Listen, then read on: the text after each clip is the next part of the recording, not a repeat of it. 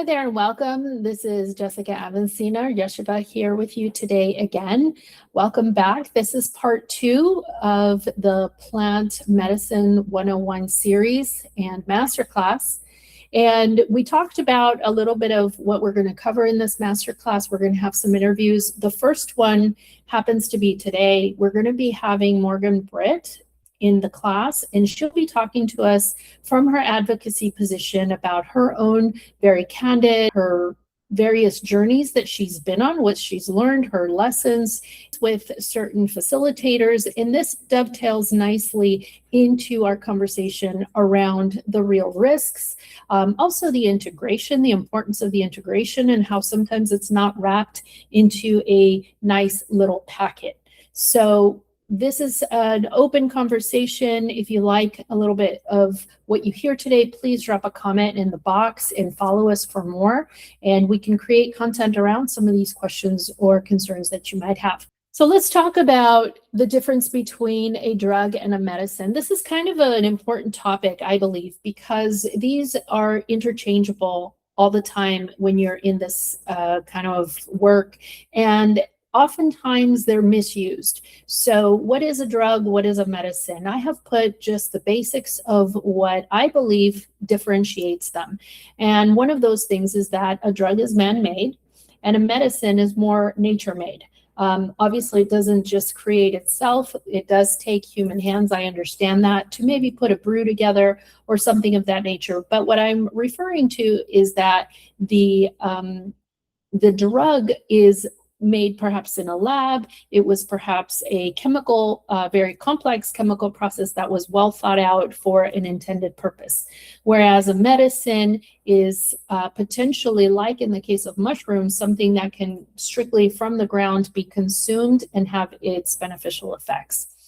A drug also is, of course, a substance that would be used for a very different purpose, such as numbing, pushing away, pushing down, desensitizing, forgetting. So the reason why we consume something, the purpose is not to bring it up and let it flourish. In fact, it has very much the opposite effect, and that's the desired effect, right? So when we perhaps drink alcohol, yes, some people it's just to have a good time, but other people it's because of that numbing feeling, that forgetfulness, that my problems go away, at least momentarily, and they're very effective at that.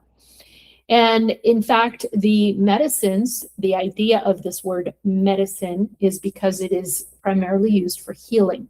So the purpose of taking a substance, in this case, nature-made substance, is for the primary purpose of healing. As we talked about before, entheogens is more, perhaps you don't want that as your primary focus. Maybe it's more spiritual connection or expansion, but I tend to think you can't have one without the other. It's obviously going to come with some healing. And as you'll hear today from our interview, sometimes maybe that's not even your real purpose, but it is what ends up happening underneath and what's needed. Also, in a drug, it helps to reduce symptoms, but not really heal, not really completely get rid of, let's call it that way, an illness, a disease, symptomatology. It's basically there to reduce symptoms and not really heal from something. In the case of a medicine, we're not trying to just cover and reduce some symptoms. We're actually trying to get to the source and allow for healing. So we actually tend to want to not push away. It actually helps to bring things to light. So that is what real medicine that we're talking about here does. It's not something that is numbing, pushing away. It's actually bringing to the forefront of your consciousness what it is that you need to look at. With a drug, there's also continual or increased usage or dosage. With regards to plant medicines, a lot of times what I've seen is that the usage actually goes down or the dosage goes down, meaning you need a whole lot less of a substance to create that connection or to get you where you previously were. And most drugs lose their, effectiveness, and so you have to keep increasing the dosage. And certainly certain recreational drugs, to get the same effect, you have to keep taking more. That is not the case with the plant medicines. In fact, the idea is, in fact, with microdosing, is that eventually you won't need them at all. So it is usually starts at a higher dose, and then it progressively over weeks, not months or years, goes down. One of the things that, we talked about earlier too, is that these are mostly used recreationally, whereas with regards to the medicines, they're more used for the central part, which is healing, spirit expansion, mind expansion, but they can also be fun. We're not saying that it's not a fun experience or a beautiful community-based experience. It very well can be. So usually these long bonds of friendships are created over these journeys and retreats. So it can be used recreationally, but more so to do with the supportive and loving environment that it fosters. And there's a picture here in the center that you can see of a burning house or a burning building. And the idea here is that a drug is something that we take, and in this analogy, the burning house would be our issues, our childhood traumas, our problems of today, any of them, financial, physical, mental, anything that deters from our well-being. And in a drug, you tend to want to run away from that burning house or burning building. You tend to want to take things to forget, to push away, to not see what is happening in that fire inferno. But in fact, with a medicine, it gives us the courage. It also provides us some of that growing strength to actually not just turn and look at that fire, but have the courage to metaphorically go into that situation, difficult situation, and find out what is the cause, what is the root, and put out that fire. That is where the healing comes from, is this ability to have the courage to look within, go within, and look at what has caused this situation to sometimes even get out of control. So continuing on, why has there been a war on entheogens or psychedelics or these kinds of medicines in the past? We all know that the efficacy was found long ago in studies such as those brought about by Ram Dass when he was at Harvard University. They were testing, LSD, mushrooms at that time, and found extreme healing from people who were suicidal, people who were extremely depressed. All kinds of illnesses and things were treated, and they saw a drastic improvement. But of course, it was early, and he wasn't the only one. There were many others who were testing some of these things at the time, but it was always kind of squashed and considered not appropriate.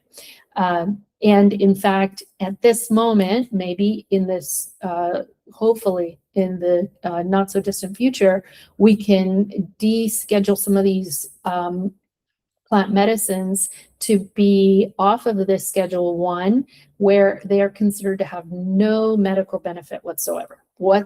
So there's no point in studying them. There's no point in taking them, because there is zero value add to them. That is what that means. And obviously those of us who have seen these medicines at work understand that that's very different. But so why has there been this kind of distrust and this misinformation that really spreads a whole lot of fear? And that fear is this whole campaign against drugs, lumping them together, these healing medicines, lumping them all together with the likes of heroin, cocaine, methamphetamine, and putting them all in the same category of, causing illness, disease, causing mental health issues, schizophrenia, worsening symptoms. They're all put together. And I'm not at all suggesting that this other group of drugs that I just mentioned have any benefits like I'm talking about with these other major entheogens, those are definitely harmful. And I've seen the direct effects of that in the mind, of course, also in the body. But our current system relies on that illness, relies on us to keep being in the system, being a consumer of their cures, or not really their cures, but their medicines to keep us managing our symptoms. They're not in it to cure people, as we all know now, because then they wouldn't have a customer. And it is very much a dollars and cents type of conversation. And so a whole lot of fear, as you can see with this picture here of, somebody who appears to be using drugs and potentially an addict, there's this association of trying to put those two things together and really trying to tell you, well, you might really lose your mind if you take part in any of these things. It's very, very confusing to hear all of this from the media, from maybe even some the medical industry that we trust or trusted a whole heck of a lot. So there's this idea that you might lose your mind, you might even become suicidal, you might become homicidal, you might just be deranged and out of control.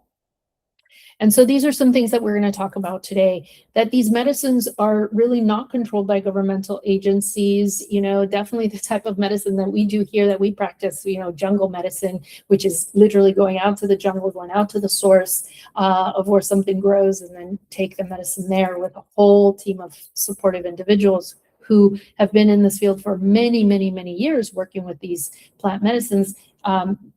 They're not regulated, right? They don't have their hands in that cookie jar, so they have to say that it's unsafe. And I'm not saying they are all safe, which is why we're going to go to the next slide and talk about some of the real risks. They also tend to highlight in media and different kinds of studies, right? They tend to highlight where negligence, dishonesty, unscrupulous practices came in and played a significant, if not primary, role in things going awry. And so I'm not suggesting that there are no risks. In fact, I am suggesting that there are risks, and that's why doing your research and going with the right types of medicines and people is critically important. But so when you look at that with the mental health system that I was very much a part of, you get a lot of people coming in with suicidal type of thoughts and thinking, maybe even homicidal, less so, but also. And most of these cases, I would say, were contributed by a couple of different things. And one of that being extreme childhood trauma. You almost always had, clients test positive for severe or significant childhood trauma or trauma in their lifetime, and then developing a subsequent suicidal ideation or extreme depression, anxiety, PTSD. All of this went along with that potential picture. And so these circumstances, along with for poor family support, and then addiction, which is what we call comorbid, it goes hand in hand, causes a very dangerous situation for anyone. And so most of the time, this is what we see, and that's without even touching any entheogenic substance. That's just the mental health field, and they would treat that with a whole lot of medication, inpatient treatment, residential treatment, outpatient treatment, and perhaps have an improvement, perhaps not. So these things happen anywhere and regardless. But then when we add the proper use of plant-based treatment along the hands of people who know what they're doing, a lot of these things can be helped, if not healed altogether. So let's continue on. This is the part that I really wanted to get to. These are the very real risks of engaging in plant medicine. And I separated this into two categories. One was, what is their responsibility, and who am I speaking of there? I'm speaking of who's providing you the medicine, the setting, the people, everything having to do with the supply of the experience. And then your responsibility, obviously, that falls in your category of the things that you must do to know yourself, check the boxes, do your research, and do your homework so that the whole process and experience flows very well. So let's tackle the very first part, their responsibility. So the first thing I would say is fake or charlatan shamans, inexperienced facilitators. This has become also a, what do they call it? Medical tourism, as I put it in here. There's certain parts of the world, and Mexico is one of them, other areas in South America, Peru, Colombia, Brazil, a lot of these places that may have more open channels with regards to plant medicines have also developed this medical tourism with regards to psychedelics, plant medicines, and entheogens, because they are readily available. There's a couple of things that can happen. One is that the people who are there that may appear indigenous, they may appear very shamanic looking, very much with what you would think, oh, well, they look like they know what they're talking about, who could be very unscrupulous, who could be in it for the money and not for the healing of the individual or seeing a case through. Maybe they're not even that well versed. Maybe they just look the part, but they're not there with the right amount of training, with the right amount of time put into an apprenticeship. And or you have modern day Western shamans who, this happens a whole lot. And it starts off as a very benign and beautiful sentiment, which is that of, I did plant medicines and I feel like now I want to share this with the world. In a very big way, that's what happened to me. But however, you have to, that's where the integration of the process is critical and crucial. So instead of just turning to, well, now I can become a shaman and I want to give these medicines, right? A whole lot of people will start off on that journey for themselves and then want to be the one handing out the medicines. And well, how hard can it be? It is very, very difficult. You're dealing with an energetic world that we can't quite know. We don't have that in the books. We don't know enough about it. And so that's the most critical piece, I think, is the number one is, who are you taking the medicine from? Are they verified? Are they real? Do they have the right experience? Have they just been doing this for a couple of years and then now they feel they can do it themselves? Also, that leads to offering poor combinations of medicines, bad dosages, or the medicine quality themselves. Is it their medicine? Did they grow it? Where are they buying it? Where are they sourcing it? How many hands has that gone through before now it's reached you? And the farther you are out from where the medicine comes from the ground, the more opportunity for that medicine to be tainted in so many different ways. No intake process, meaning you just show up and then they give you medicine, they know nothing about you. That can be a recipe for disaster. Also on your end, that falls in your responsibility, right? But if you just show up somewhere and they hand you a cup or they hand you something to smoke or do, and they didn't even ask you your name, I would be, concerned. Why did they not ask you, what are you here for? What are your intentions? Tell me about your background. Tell me about why you're taking this. Why did you come down here? Do you have any medical issues? What's your mental health like? Have you taken medications? Are you on them now?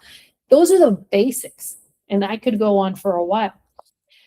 Next, we have poor setting, and safety, right? So just keeping in mind, where are you going to take this? Do they have access to medical care if needed? Do you trust that they know what they're doing?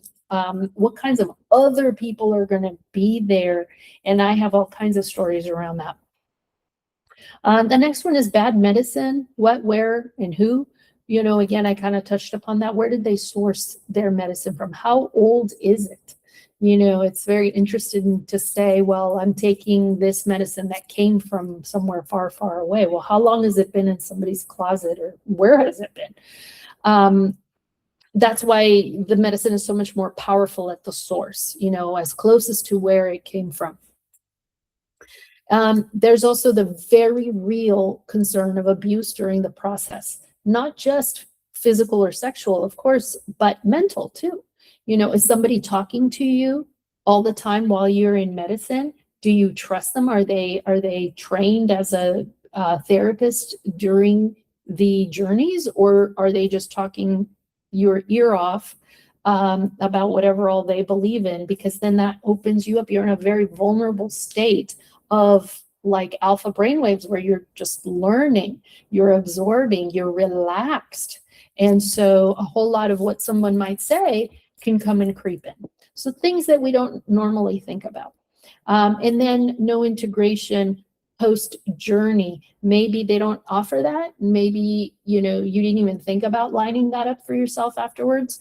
But it's very, very critical. I skipped one, not seeking or proper access to medical help, right? If somebody gets in a bind, what is the potential plan? And then on your side, so those are all things that they should have, in place for you. But here's your responsibility. If you have serious mental health issues, you need to get vetted before you're able to go to any retreat, any experience that you go to. You need to be well aware, hey, I have these concerns. I've been suicidal. I have had severe PTSD. I have severe depression, anxiety, whatever it is that you have. You need to know yourself very well. What has been your mental health history? Have you communicated that to your treatment team on the Western side, and then in this new avenue that you're trying, right? And I understand that maybe talking to a psychiatrist about this might be scary, because they might say, whoa, what are you trying to do? There are plant medicine, psychedelic friendly mental health providers out there. They're maybe not everywhere, but you can find them. And if you need help with that, that's certainly something you can reach out to me directly, and I can help you source. Serious addiction concerns, this is almost like huge up on the list, because that is where I've seen a whole lot of complications, right? Serious mental health issues, serious addiction issues, serious medical concerns, right? Those are the top three, I would say. And of course, the corresponding either substances, medications, or drugs that you're doing alongside that is critical. So this is very, very, very important that you really recognize your limitations. Where are you at now? It doesn't mean you can't. It just means there needs to be a process, maybe a detox process, maybe a titration down off your medications. Maybe you work with a team to help you get to where you want to go to now do a more natural path. But you're going to need to have, your therapist, your psychiatrist, your doctor, and your treatment team that's trying to do your new plant-based medicines and things like that, working together.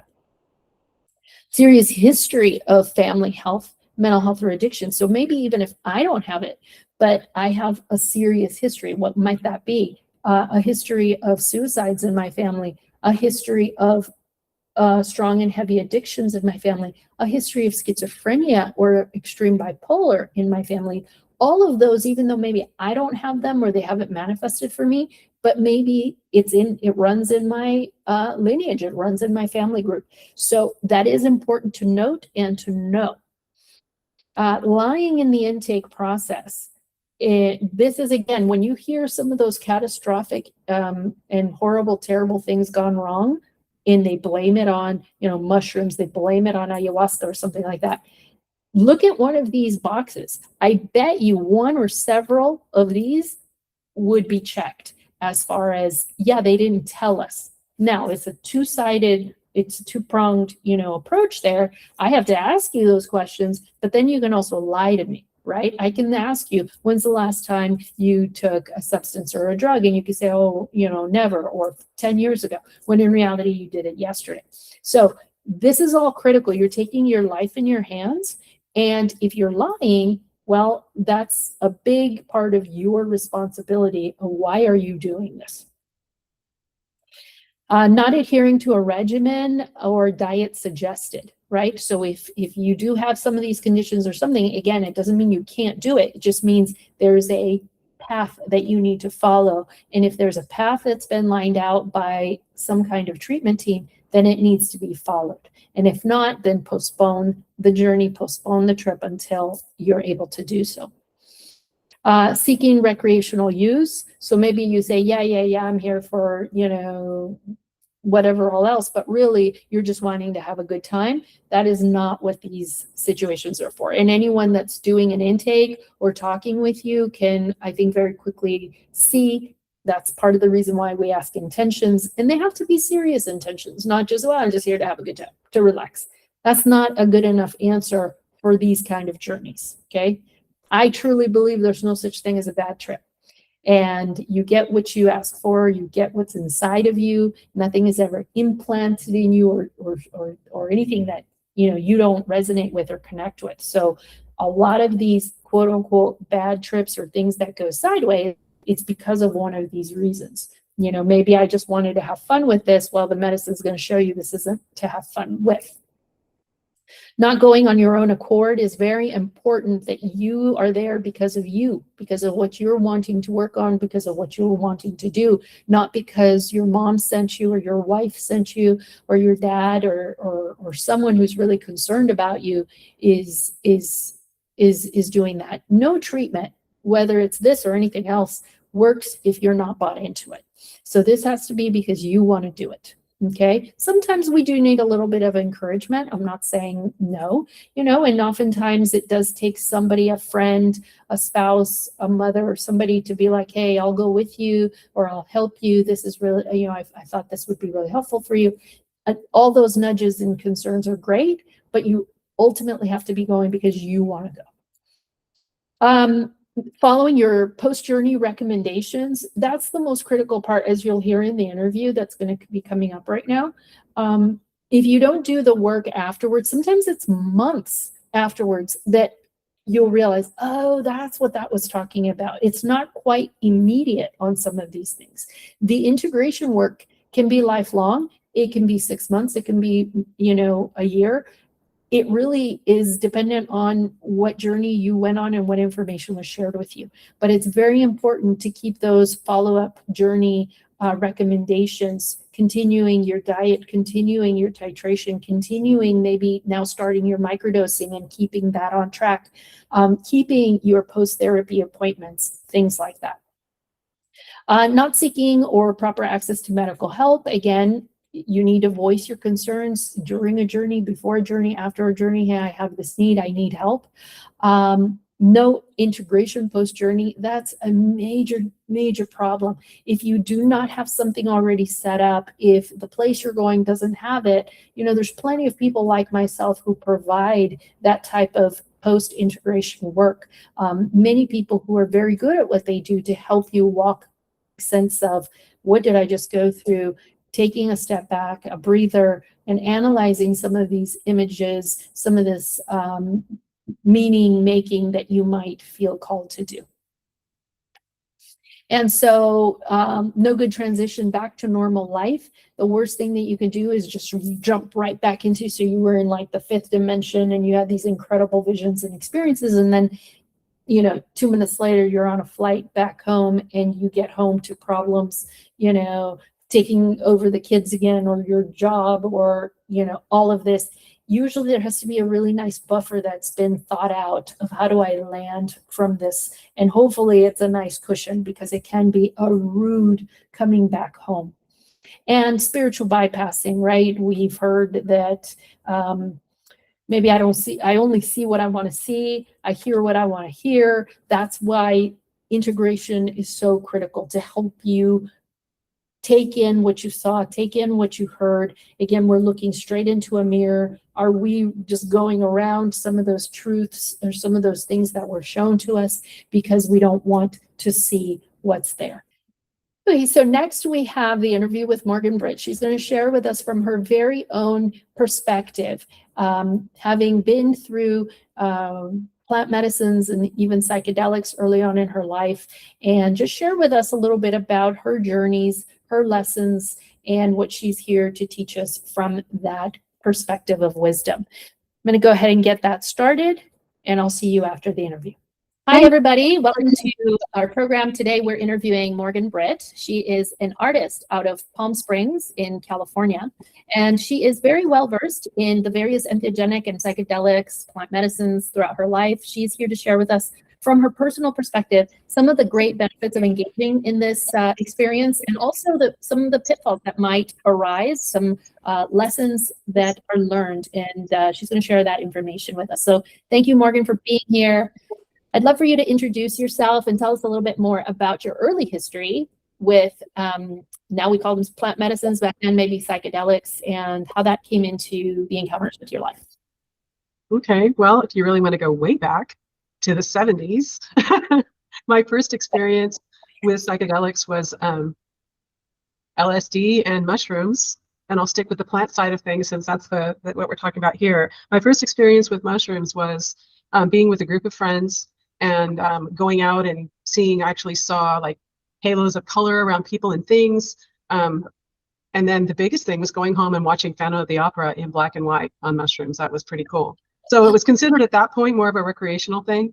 And that's how I experienced it. So that's the beginning of it. And then about 2 years ago, I hadn't really done it since then, but I was always wanting to. And a friend of mine invited me to an ayahuasca retreat here locally in California.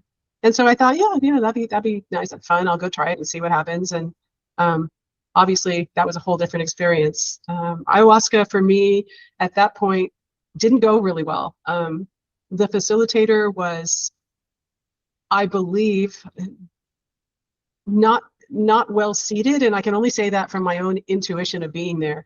I didn't feel like she was very connected, if that makes sense.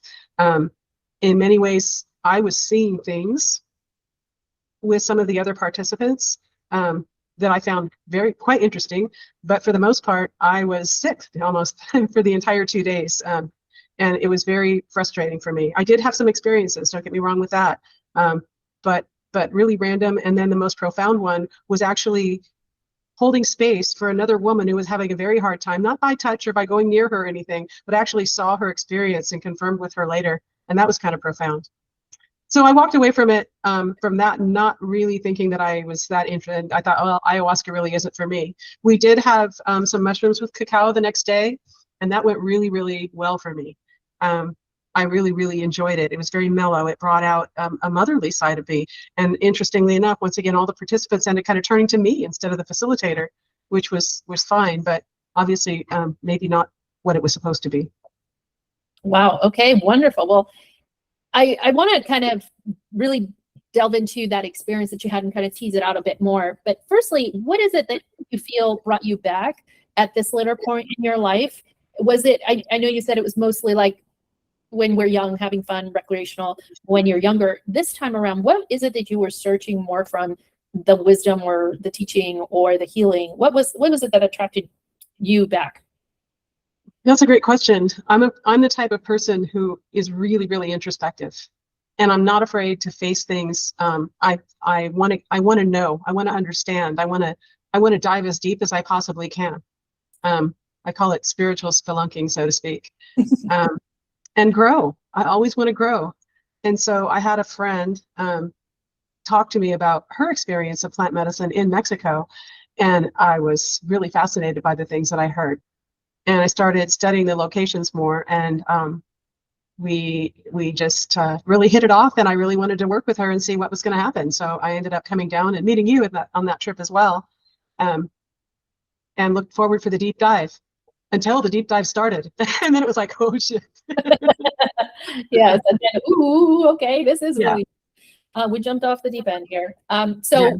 So very good. So tell us a little bit more. So when you first came to me, if I can share, there was that experience that you had before that you actually shared with me, right? That you said, right. Hey, I'm really leery about this whole thing because I spent 2 days basically puking and just, it wasn't pleasurable. Not as much of all of the beautiful stuff that they talk about. It was mostly discomfort and a whole lot of physical purge. And so I remember that stood out to me when I first met you about the ayahuasca. I also had heard you talk about having to hold space a whole lot for others in your experience. And I thought that was interesting as well.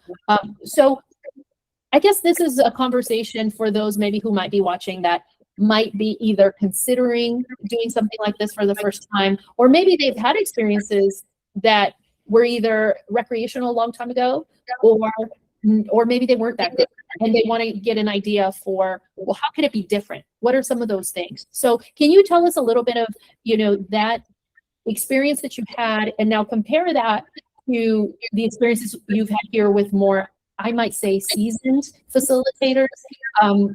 And I just want to be clear, I wasn't a facilitator. I walk alongside you. So I'm not referring to myself. I'm referring to some of these other medicine providers that have been doing this for years and years. Right. So I would say that made all the difference in the world from every facet. Being asked, what is it that you're wanting to, what's your intention? What do you want to get out of this? Which I hadn't really thought about much until I got there, and just letting it flow. And I just said whatever came into my mind, which I thought at the time, oh, is this really what I want? But once the medicine started, it was suited to what I was looking for. No, so I would say to someone just looking at this for a first time or from before, is that this isn't a game. It's not going in and trying to get high and this is all going to be fun and games. I think, at least for me, I wanted to do some serious work. I wanted to work through some things. I remember in our first interview, you asked me, oh, is there any sort of abuse or anything that you've gone through? And I'm like, oh yeah, but I've dealt with all that. Well, medicine said, no, you didn't. and boy, did I get it handed to me in such a way that it was hard. It was hard. It was scary at some points, but with the facilitators being there, and then I also had Edith, who sat with me literally when I was scared. I'm not a scared person. I'm not the type of person who's really scared a bunch of anything. But the minute that this is just mushrooms to start with, it started to hit me, I went into this state of couldn't leave my mat, because as soon as I did, I felt like I was scared. I won't say scared, I was fearful, which, and I didn't understand why. So having someone with me like that was invaluable to me. And then Addie and Alfonso, the facilitate the medicine people, same thing. Laying in Addie's arms and having her hold me like a baby while I cried, of dealing with male issues that I didn't even realize that I had, with Alfonso patiently looking at me, looking into my eyes, and just talking and reaching and stepping away, and reaching and stepping away as I gave permission for these things to be addressed and to talk about. Yeah, it's fascinating to hear your perspective, your side of the thing. It's so beautiful to see some of these interactions that could feel like, oh, that's normal, doesn't everybody? But ultimately, no, it's very, very, particular to the setting, the people, the medicine, all of that, which puts together a good experience or a not so good experience, right? Right. And the medicine, they provide you with the experience you're needing, not necessarily the one you want. And so at the moment, it might not make sense, but then that's where the integration work, and that's where all that follow-up work comes in, to then realize, oh, I see why, and why that was brought up, or why that came out. And that's a good thing to note, that the mushrooms introduced me to some things. The bufo introduced me to other things. But it was my third visit to Mexico, and going to, with Taita, to do the yahe, ayahuasca. That it's almost like the ayahuasca wrote the script, so I understood what all the past stuff was. But it did not happen right away. Right. So in the experience itself, I was given some metaphorical pictures, which were really unnerving at one point. And then I was basically told, I could actually hear voices telling me things. And I remember looking around going, where is it? But there was nobody there. Grandmother speaking to me and basically saying, get over yourself, because I'm going to tell you this once. And I'm only going to tell you once. And I'm like, okay. And so she proceeded to go through and tell me I have lung issues that is diagnosed as asthma, but I know it's not that. I know even from my first trip with mushrooms, when my breath would become short, and Edith taking my my hand into hers and putting it over her heart so I could feel her breathe, and then looking into my eyes. That's the facilitator part of it, of her just being there and helping me breathe and smiling and bringing that calm. So when I was in Aya, and Abuela was telling me, okay, she told me how to tap. She was walking me through instructions on how to get myself calmed down. And she kept saying, you don't need Ellie, you don't need anybody. I'm going to show you how to do this yourself. So pay attention. It was basically kind of like whipping me into shape, going, it's you. You can do this, and you need to do it, or don't waste my time. So I went through all those things, and then being walked into different experiences in my life. I had some pretty extreme child abuse from the time I was a baby till I was 9. And going back and walking through experiences like that. My experience with Bufo, which I had done 3 times prior to the Aya. I literally spent most of the session screaming at the top of my lungs. But it wasn't a scream like in terror. It was release. It was total purging, getting it out of my system, my eyes wild, and just release. But I didn't necessarily understand all the pieces to it, other than a general idea. Well, this is about my father, and this is about my mother, and this is about my babyhood. But getting into the Aya, where I talked to my mother, saw myself as a child, saw my father, confronted my father, confronted my mother in another way. And so it put explanations to all of the things that I'd already experienced, but not right then. I didn't get it right then. I was actually very confused afterwards, going, why did it show me this? This was like fooling me. And without going into the actual experience, I felt like I was walked to the brink of something, asked to do something, and I was just going to do it because I was trusting the process. And then realizing, oh no, this is about discernment. You better start asking a question. So I turned and I said, are you coming from love? And the minute I did that, the whole thing disappeared, and I was pissed because I felt like I'd been fooled. Like, I've had to deal with this my whole life. Why are you doing it to me here when I'm trusting? And then not wanting to go back for a second take. And then realizing you're here for a reason, go back and take it the second take. And when I did, the whole experience expanded out. So much of what I'm describing now about the understanding and the level of understanding that I had post that visit didn't happen until months down the road. I will say that it introduced me to that I thought I was all together, and discovered that, no, I'm in pieces. I'm a little fragmented. So I ended up having some sessions with you for IFS to bring that integration back together, which all went very well and surprisingly fast, how that all came together. But I'm still processing to this day of learning how to speak my voice, of having a voice, of why I didn't have one before, of what it cost me not to have that voice, of the types of relationships that I drew into my life because I didn't have it and didn't use it. And the one that I'm dealing with right now as I get ready to go back to medicine again tomorrow, now that I have the voice and I'm speaking, and I realize how throughout my whole life I have taken care of people, chosen people who needed taking care of, that I have never learned how to receive. So I think that's going to be my next step, is learning how to receive. And even thinking about that, going there, it's like, how do I do that? Mm-hmm. It's like that.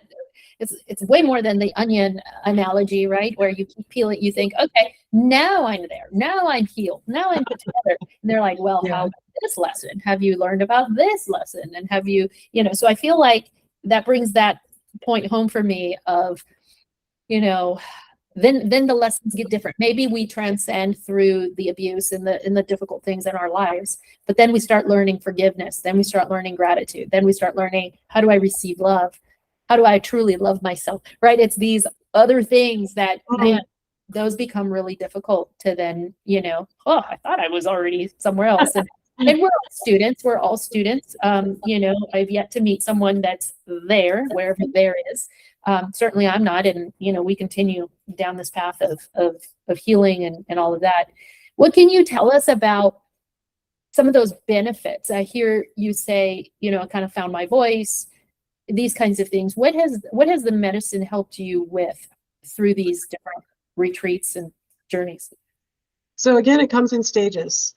So when I first found my voice and came home and started putting it into practice, it was met with extreme resistance from my partner.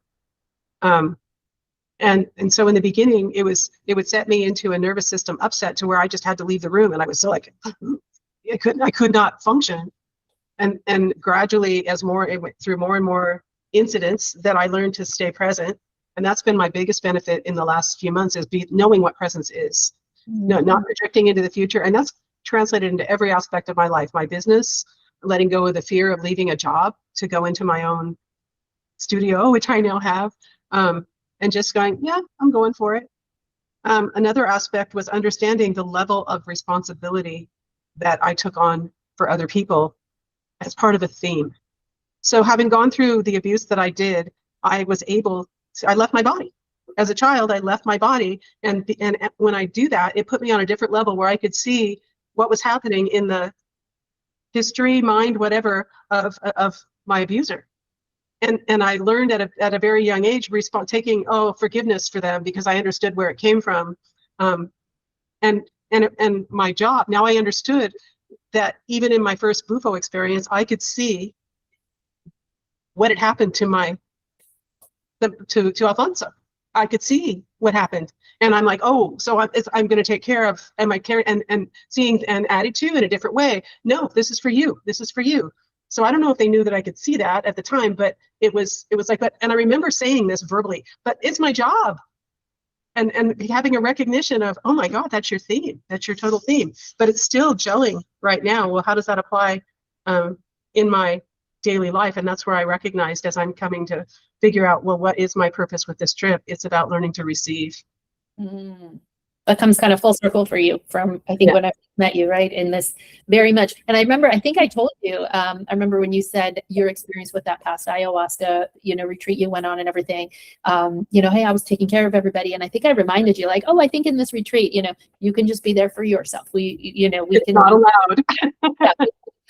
I mean, by doing that, by saying that, it's like, mind your business, girlfriend. And I'm saying that to myself. And so I didn't even look that hard. Well, we often, those of us who are in helping fields, right? And I think a lot of, people who are even in nursing or, firefighting, whatever, any kind of helping field, it's somewhat nice and easier to go help others, right? Than to have to turn that mirror and look this way, because then, oh, wait, then I got to go within, if I'm not helping this person and that person.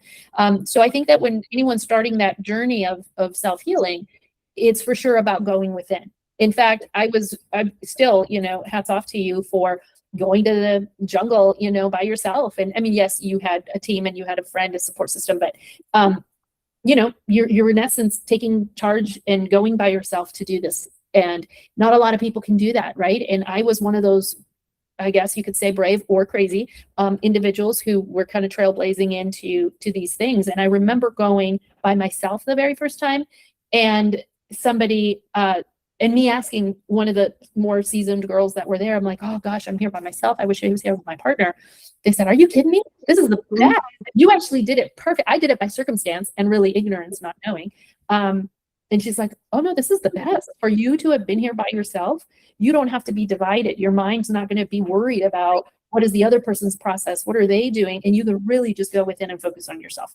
And that hadn't even occurred, when I first started. So, hats off to you, like I said, for going by yourself, for continuing to work on yourself and just really not taking no for an answer, so to speak, of I know there's something here, I know there's something deeper to heal. And that's been beautiful to watch that flourishing of your experience.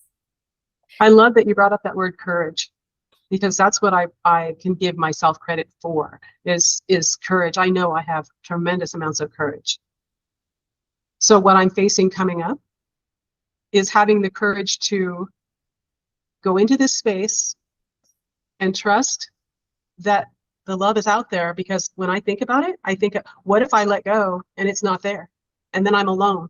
I'm used to being alone, taking care of myself. But if I let go of that self that protects and just, it's scary. That's even just having this conversation now, I'm realizing more and more what this trip is going to be about. It's bringing that up. But the vision I had when you said the word courage, it appeared to me like a coin. And on the other side of that coin is love. Yeah. On this side is courage. On the other side is love. Because the reason why the power that's fueling that courage for you and me back when I went, and the courage to continue to go back actually, is fueled by love. Yeah. Your self-love. Yeah. Yeah. So that's really, really, really beautiful. And I think going back to the beginning of this presentation, I said, many are called, but few answer the call. And I think a big reason for that is because of that, self-defense mechanism. We're afraid what might break, what might not be there for us. What might we see? all of these things that you were concerned about, I was concerned about, and yet we still took that plunge forward. And at least in my experience, I could say I'm the better for it. Yeah. And so what is the last thing that you kind of want to leave, here to share, words of wisdom, whatever you want to say to someone considering looking into this for the first time? We're in a world that's changing so rapidly right now. And it would be so easy to get caught up in the fear of everything that's going on. And I think medicine has given me the ability to step away from what's going on around me and just focus on what's in me. And the minute I do that, what's going on around me really doesn't matter. It just becomes something that I'm experiencing. And as long as I stay focused on the feeling of what I want, the feeling that I want, the feeling that calls me in that I can follow that feeling, and that's a guide for me. And as long as I do that, everything is fine. It doesn't mean everything's perfect or fun, but right. I can feel rightness in a way that I didn't necessarily feel it as a guiding force before. Mm-hmm. Beautiful. Beautiful. Yeah, especially in these times, I think when we go within, all the stuff that's floating around, sometimes in chaos, that can be overwhelming, and often is, tends to settle. And we're not turning a blind eye to anything. We're well aware, but it's just this slowing down, this more centered, peaceful feeling, regardless of what's happening around. And yeah, I mean, see it for what it is, mm-hmm. because it isn't everything. It's such a tiny, far off thing. And the bottom, I know in channeling, one of the lines that I remember most throughout all of the years is the active attention creates. Yes.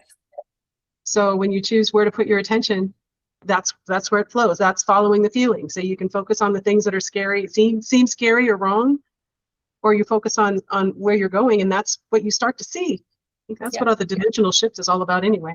But that's a whole nother subject. Whole nother class. Yeah. We can talk with you. Thank you so much, Morgan, for your wisdom, your words, and I truly appreciate you sharing some of your very deep and personal journeys with us. I know we've all had all kinds of journeys, those of us who have, gone on some experiences like these, and they're always a learning experience. And I think that it takes us to a better place, and that's why I continue to advocate for these types of things. So thank you so much, Morgan, and I wish you the best of journeys. Like they say in ayahuasca, buena pinta for your. So thank you so much. We'll see you next time. Thank you. Welcome back. Thank you so much for watching. It's been a pleasure speaking to Morgan, and I hope you found all of the information presented today fruitful. And we'll be going into now the detox and preparer medicines, and we'll talk to Cambo expert Ellie Saldivar, who will be giving us an interview with regards to that particular medicine. And so thank you so much and have a wonderful rest of your day.